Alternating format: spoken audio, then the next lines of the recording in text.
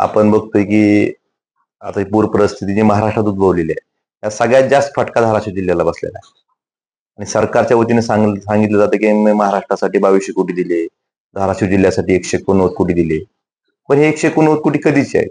August महिन्यामध्ये जी अतिवृष्टी झाली होती त्या मदतीचे 189 कोटी आहेत. सध्या ह्या सप्टेंबर महिन्यात जी अतिवृष्टी होते, पूर परिस्थिती आलेली आहे, त्याचा एकही रुपया अजून शासनाने दिलेला नाही. का दिलेला नाही? तर जिल्हा प्रशासनाकडनं तो शासनाला अबकड स्वरूपात जो अहवाल जाणं गरजेचं होतं अद्यापपर्यंत गेलेला नाही किंवा पंचनामेच पूर्ण झालेले नाहीत. मग अशा वेळेस जिल्ह्याच्या प्रमुखांचं म्हणजे जे शासनाचे प्रतिनिधी म्हणून जिल्ह्यात काम करतात, जिल्हाधिकारी असतील किंवा निवासी उपजिल्हाधिकारी असतील, हे शासनाचे प्रतिनिधी म्हणून काम करतात जिल्ह्यात, प्रशासकीय प्रमुख असतात ते. ह्यांची जबाबदारी काय? की प्रत्येक शेतकऱ्याचा पंचनामा झाला का नाही हे बघणं, त्या शेतकऱ्यापर्यंत मदत पोहोचवणं आणि पंचनामे लवकरात लवकर करून त्याच्या नुकसानीचा अहवाल शासनाला पाठवून शासनाकडली मदत शेतकऱ्यांना तत्काळ मिळवून देणे ही प्राथमिकता शासनाचे प्रतिनिधी म्हणून जिल्हाधिकारी निवासी उपजिल्हाधिकाऱ्यांचे असणं अपेक्षित असतं. आपण बघतोय मुख्यमंत्री, उपमुख्यमंत्री, मंत्री, उद्धवजी ठाकरे साहेब सगळे लोकप्रतिनिधी फील्डवर आहेत. अशा वेळेस प्रशासनाने त्यांची जबाबदारी पार पाडताना कुठेतरी जबाबदारीचं भान त्यांनी ठेवणं गरजेचं होतं. आणि आपण जो व्हिडिओ बघताय हे बघून खरंच म्हणजे आता समजा एखाद्या शेतकऱ्याला त्याचा पंचनामा करत नाही, एखादा तलाठी किंवा तहसीलदार दाद देत नाही म्हणून तक्रार करायची असेल तर दोनच पर्याय असतात, एक निवासी उपजिल्हाधिकारी आणि एक जिल्हाधिकारी. तीच जर लोक असं वर्तन करत असतील तर शेतकऱ्यांनी जायचं कोणाकडे?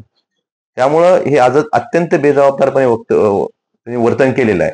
आणि शासन किती संवेदनशील आहे ह्यांचं वागणं म्हणजे शासनाचं वागणं आहे. हे शासनाचे प्रतिनिधी आहेत, त्यांचं वर्तन म्हणजे शासनाचं वर्तन आहे. हे किती संवेदनशील आहे शेतकऱ्यांप्रती, शेतकऱ्यांच्या दुःखाप्रती हे ह्यांच्या वर्तनावरून दिसून येतं.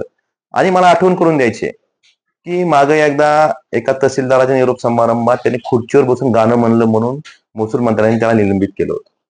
मग अशा आणीबाणीच्या वेळेस, अशा अडचणीच्या वेळेस शेतकरी एका बाजूला आत्महत्या करत असताना, शेतकऱ्यांचे पंचनामे झालेले नसताना, अशा जे तुमचे जिल्ह्याचे 2 प्रमुख अधिकारी असं वर्तन जर करत असतील तर हे महाराष्ट्राचं सरकार, महसूल मंत्री, मुख्यमंत्री, उपमुख्यमंत्री या जिल्हाधिकाऱ्यावर आणि निवासी उपजिल्हाधिकाऱ्यावर कारवाई करण्याचं धाडस दाखवतील का? हीच तुमची भूमिका आहे. त्यांनी जर त्यांच्यावर कारवाई नाही केली तर आम्ही समजू, शेतकरी समजतील की हे वर्तन आहे ते शासनाचं वर्तन आहे, शासनाचं प्रतिनिधी म्हणून त्यांनी वर्तन केलेलं आहे किंवा संवेदनशीलता आहे ती शासनाची संवेदनशीलता कमी आहे हे दिसून येते यातून.